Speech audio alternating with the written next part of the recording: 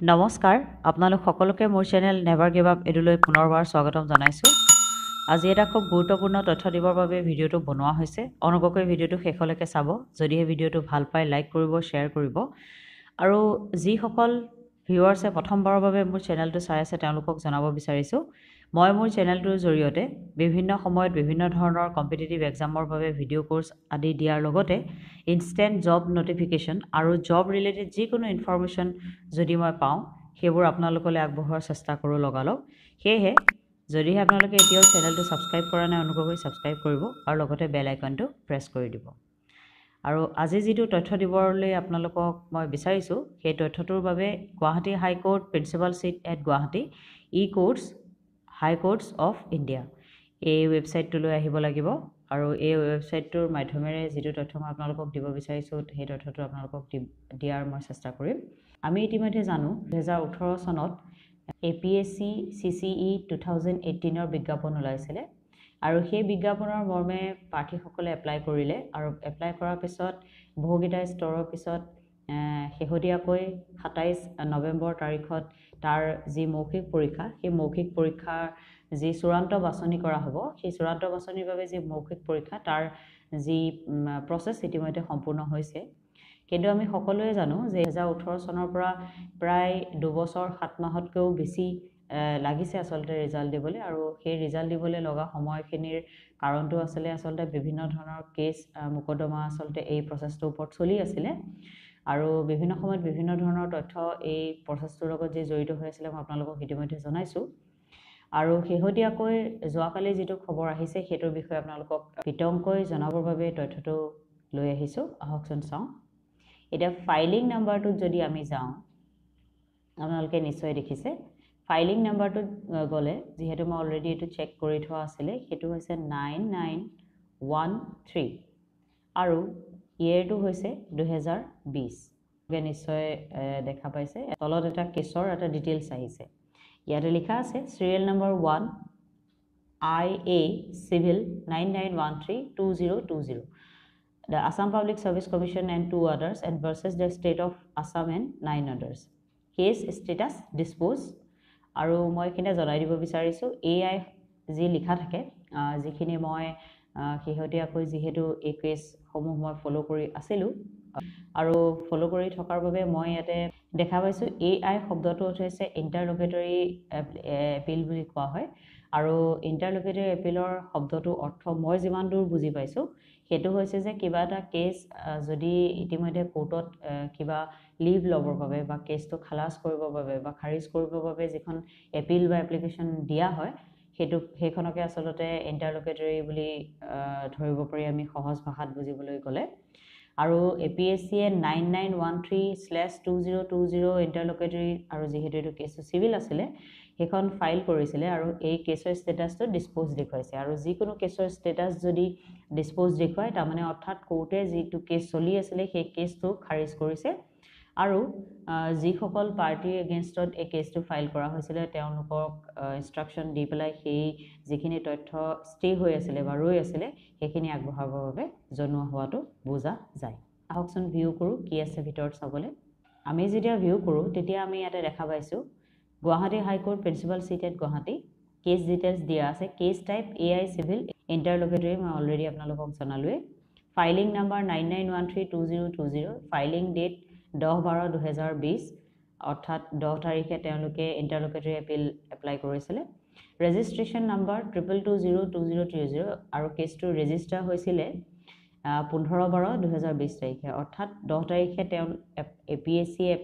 এপিলৰ বাবে এপ্লাই কৰিছে লিভৰ বাবে আৰু 15 তাৰিখে ৰেজিষ্টাৰ হৈছে। আৰু ইয়াতে দিয়া আছে decision date 22 December 2020। First hearing কেছৰ বহুদিন আগতেই হৈছিলে যিহেতু কেছটো বহুদিন আগতেই ফাইল কৰা হৈছিলে আৰু ইতিমধ্যে কেইবাজন পেটিশ্যনাৰ যোনে APSC এগেইনষ্টত কেছ দিছিলে তেওঁলোকে যিহেতু মূল পৰীক্ষাত পাছ কৰিব নোৱাৰাৰ বাবে তেওঁলোকে অলৰেডি কেছ উঠাই লৈছিলে সেইকাৰণে প্ৰাৰম্ভিক ডেটটো ইয়াতে ফাৰ্ষ্ট হিয়াৰিং ডেটটো দিয়া হোৱা নাই।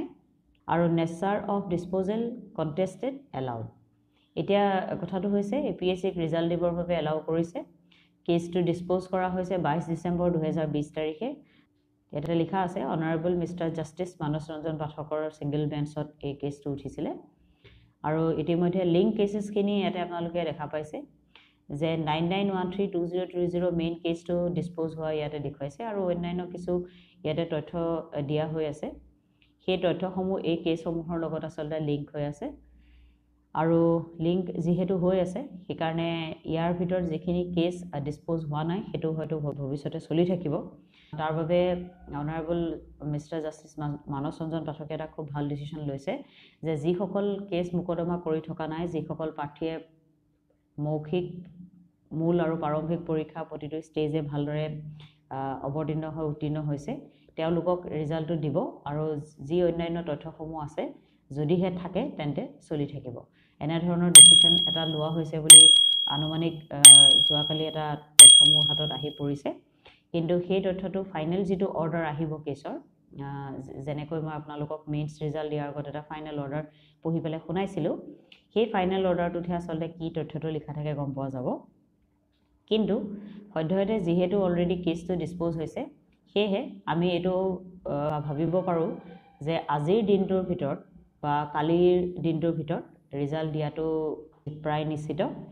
আৰু এখিনি মই জনাই দিব বিচাৰিছো যে যি 2020 চনৰ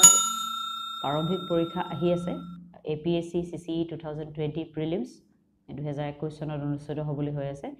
এই প্ৰিলিমছৰ বাবে ইতিমধ্যে মই বিভিন্ন ধৰণৰ ভিডিও কোৰ্স মোৰ চেনেলটোত দিছো economics Assam history Assam geography ইত্যাদি অনুগ্ৰহ কৰি সেই প্লেলিষ্টসমূহ আপোনালোকে ভালদৰে চাব আৰু যদিহে এতিয়া মোৰ চেনেলটো সাবস্ক্ৰাইব কৰা নাই সাবস্ক্ৰাইব কৰি ল'ব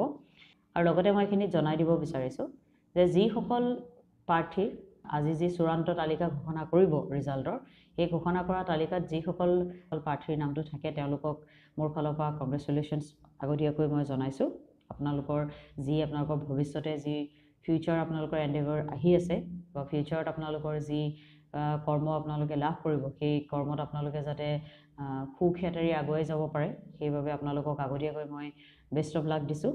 আৰু লগতে যিসকল প্ৰাৰ্থী বা ছাত্ৰ-ছাত্ৰীৰ নাম লিষ্টত নাহে ভাবাটো উচিত যে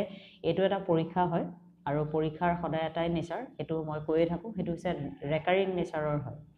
হয়তো 2 বছৰ অন্তত অনুষ্ঠিত হ'ব বা 3 বছৰ অন্তত অনুষ্ঠিত হ'ব বা 10 মাহৰ অন্তত অনুষ্ঠিত হ'ব কিন্তু যিকোনো পৰীক্ষা ৰেকাৰিং নেচাৰৰ হয় পৰীক্ষাৰ প্ৰসেস কেতিয়াও ৰখি না যায় তেনেকে আপুনি ৰখি গলেও নহব যদিহে আপুনি চূড়ান্ত তালিকাত আপোনাৰ নামটো অহা নাই আপুনি ভাগি নপৰিব আপুনি নিজকে হতাশ কৰি নিদিব কাৰণ আপুনি ইমানখিনি পৰ্যায়লৈকে যেহেতু আহিব পাৰিছে তেনেহলে আপুনি অলৰেডি আপুনি এজন উইনাৰ আপুনি অলৰেডি গোটেই গেমটো জিকি থৈছে খালি কথাটো হৈছে যে কেতিয়াবা কাবাৰ সূৰ্য উদয় হয় কেতিয়াবা কাবাৰ সূৰ্য উদয় হন্তে অলপমান দেৰি লাগে যেনেকৈ আমি যদি চাওঁ যে অৰুণাচলত যেটো সময়ত সূৰ্য উদয় হয় গুজৰাটত হেতু সময়ত সূৰ্য উদয় নহয় গুজৰাটত অকমান দেৰিকৈ সূৰ্য উদয় হয় কিন্তু হেতু অৰ্থ এটো নহয় যে গুজৰাটত সূৰ্য উদয় নহব গুজৰাটত সূৰ্য উদয় হ'বই অৰুণাচলতো হ'বই অৰুণাচলত অকমান আগতীয়াকে হৈছে গুজৰাটত অকমান দেৰিকৈ হ'ব সেই কাৰণে আপোনালোকে চেষ্টা কৰি থাকিব অন্ধকাৰলৈ ভয় নকৰিব লিষ্টত আহা নাহাটো ডাঙৰ কথা নহয় লিষ্টলে যাব পৰা কন্টেন্ডেন্টখিনি আপোনালোকে যিখিনি কন্টেস্ট আছে সেইখিনি আপোনালোকে যেহেতু ফুলফিল কৰিছে আপোনালোক অলৰেডি উইনাৰ খালি বেলিটো উদয় হন্তে আপোনালোকৰ হয়তো অকমান আজিৰ দিনটোত দেৰি হ'ব পাৰে সেই কাৰণে চেষ্টা কৰিব আৰু